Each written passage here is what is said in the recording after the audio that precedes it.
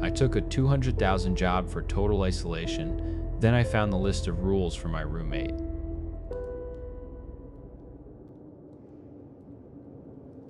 The first thing I did when I got back to civilization was smash every mirror in my apartment. I used a hammer from the toolkit I'd never opened. The sound was a kind of music, a sharp, glittering symphony of release. Then I took down the pictures in their glass frames, the polished steel kettle, anything that could throw back a version of my own face. My landlord is going to be pissed. I don't care. It's better than seeing that smile again. I guess I should start at the beginning. Before the tower. 6 months ago, my life was a smoking crater. I was an archivist, a good one, respected. Then I made a mistake. A single, catastrophic error in judgment, authenticating a document that ruined a family, a reputation, and my entire career. I wasn't just fired, I was erased.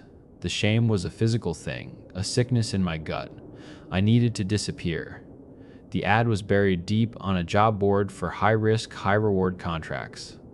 A fire watcher position. 6 months. Total isolation. A payout that could buy me a new name and a new life on a different continent. The contract was sparse, cold. It mentioned the stocked pantry, the bi-monthly supply drops via helicopter, and a clause about non-disclosure of observed phenomena. I signed it so fast the ink smeared. What phenomena could be worse than my own memories?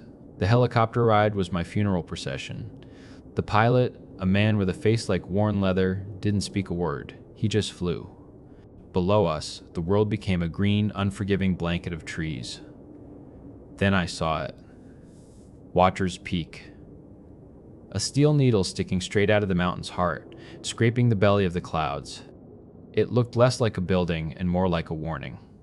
The inside was a circle of cold steel and glass. A cot, a desk, a radio that hissed static, and a small, secure food pantry. The pilot dumped my duffel bag on the floor, gave me a look that wasn't pity, but something closer to finality, and left.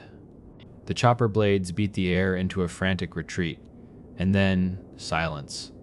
A profound, crushing silence I'd craved for months. The previous watcher had left things. A half-finished book on migratory birds, a single worn chess piece, a black king sitting in the middle of the floor, and a list. It wasn't on a piece of paper. It was scratched into the metal underside of the cot's frame, where a man would have to lie on his back and stare up to read it, like a prayer for the damned. The litany of Watchers Peak 1. Secure the hatch and all viewport shutters by 23:59. Not a second later. 2. Voices will carry on the wind. They will beg. Let them. 3. If the radio plays a lullaby, kill the generator. Count to 300 in the dark. Do not breathe loudly. 4. Your reflection is a liar. Do not trust the man in the glass. 5. The pantry is stocked for you. The red cans are the offering. Do not confuse the two. 6. If you smell cinnamon and burnt wires, go still. It is listening for your heart. I ran my fingers over the gouged metal. A joke, I thought. Some poor bastard's slow descent into madness. I even laughed. For the first month, the silence was my sanctuary. I watched the endless sea of trees. A raven with a milky white blind eye started visiting. I called him Morfran. He'd land on the railing every afternoon, a silent, one-eyed judge. The solitude was working. The city, my old life, it was all fading into a dull, painless scar. I was healing. Then I got careless. I'd been tracking a column of smoke on the horizon and lost track of time. The clock on the wall read W03. My stomach dropped. I scrambled to the main hatch, spun the wheel lock until my knuckles were white. Then I went to the viewport shutters. I slammed them shut, one by one. But on the last one, I hesitated. A flicker of movement at the tree line. I leaned in, squinting. It wasn't an animal. It was a committee. A thing made of too many parts. It had the vague shape of a man. If a man were assembled by a blind child from broken parts. An arm bent backwards at the elbow. A leg that ended in something like a hand. It moved with the stuttering, unnatural grace of old stop-motion animation. It turned its head, a lumpy sphere of flesh that held no features, and I felt its attention land on me like a physical weight. I fucking fell back from the window, slamming the shutter down so hard the whole tower shuddered. The joke was over. A week later, the voices started. A woman at first, sobbing my name. Zev, oh God, Zev, please help me, I'm so cold. It sounded like my mother. My hand went to the radio dial, my fingers trembling. Rule 2. Voices will carry on the wind. I backed away from the console, crammed my fists in my ears, and hummed until my throat was raw. The begging went on for an hour, then it changed. It deepened into a guttural, pleased chuckle that scraped right against the tower's metal skin. It knew I was in here. It knew I had listened. The nights became a siege. I followed the litany like scripture. At 23:55, I was a whirlwind of activity, checking locks, sealing shutters, my heart a frantic drum against my ribs. Then came the lullaby. It was mid-afternoon. I was making coffee when the dead radio crackled to life. It wasn't static, it was music. A soft, tinny recording of a child humming, "Twinkle, twinkle, little star." Every hair on my body stood on end. My eyes shot to the main generator switch on the far wall. Rule 3. Kill the generator. Count to 300. The tower lights flickered in time with the haunting little tune. I lunged for the breaker, heaving the heavy switch down with all my weight. Plunged into darkness, the lullaby cut out. Silence. 1, 2, 3. I counted in my head, my breath held tight in my chest. Around the count of 60, I heard it. A soft, wet scraping sound, circling the tower, right at the level of the observation deck. Slither, drag, scrape. It was slow, methodical, like it was tasting the glass. I squeezed my eyes shut and prayed to a God I hadn't spoken to in 20 years. The 300 seconds felt like a lifetime. When I finally threw the breaker back on, the sound was gone. The first supply drop was a new kind of terror. The chopper came in fast, dropped a crate from 20 feet up, and peeled off without so much as a wobble. Inside the crate, under the standard blue-labeled tins of beans and stew, was something else. A single can, painted a violent arterial red, and tucked under it a small, handwritten note. For the guest. My blood went cold. This wasn't just my predecessor's madness. The company knew. They were a part of this.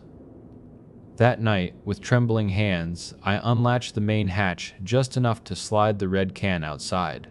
I locked it and didn't sleep a wink. In the morning, it was gone. But it was Rule 4 that truly broke me. It was a stupid mistake. I was washing my face in a small metal bowl of water. I glanced up at my own reflection in the dark viewport glass, and I saw him. The man in the glass. It was me, but it wasn't. The Zev in the reflection was smiling. It was a wide, predatory grin my facial muscles have never known how to make. His eyes held a deep, ancient malice. I looked away so fast I got whiplash. But it was too late. I'd made eye contact. The reflection's smile widened, and he raised a hand, pressing his palm flat against the glass from his side. From the inside. After that, the tower wasn't a sanctuary anymore. It was a cage I was sharing. I stopped looking at any surface that could cast a reflection. I walked with my eyes on the floor. Then came the smell. Cinnamon and burnt wires, acrid and sweet. I was reading when it hit me, a wave of scent so thick it was like walking into a wall. Rule 6. Go still. It is listening for your heart. I froze mid-page. My heart was a thunderclap in the sudden silence. I didn't breathe. I focused on a loose thread on my jeans. The smell intensified, swirling around me, and I felt the pressure against the outside of the tower, a deep hum that vibrated through the steel floor. A minute passed. An hour, I don't know. Then, as suddenly as it came, the smell vanished. The pressure was gone. It had measured me, and for now, it had moved on. The final day of my contract arrived. 6 months. I'd survived. I sat by the window, watching the horizon, praying. When I heard the distant thump, thump, thump of rotor blades, I almost cried. The helicopter landed. A man in a company uniform got out. He smiled, waved. His voice boomed over a loudspeaker. Zev Kowalski, your contract is up. Time to go home. Relief, pure and absolute, washed over me. I ran to the hatch, my hand on the wheel. I was saved. But as I started to turn it, my eyes caught on something I'd never noticed before. Scratched into the steel of the hatch itself, almost invisible unless the light hit it just right, was a final rule. 7. They will wear familiar faces and now your name. My hand fell away from the wheel. I backed away. Zev, come on, son, open up, the voice called, still warm, still friendly. I stayed silent, a beat of silence. Then the voice changed. It stretched, thinning into a high-pitched metallic shriek.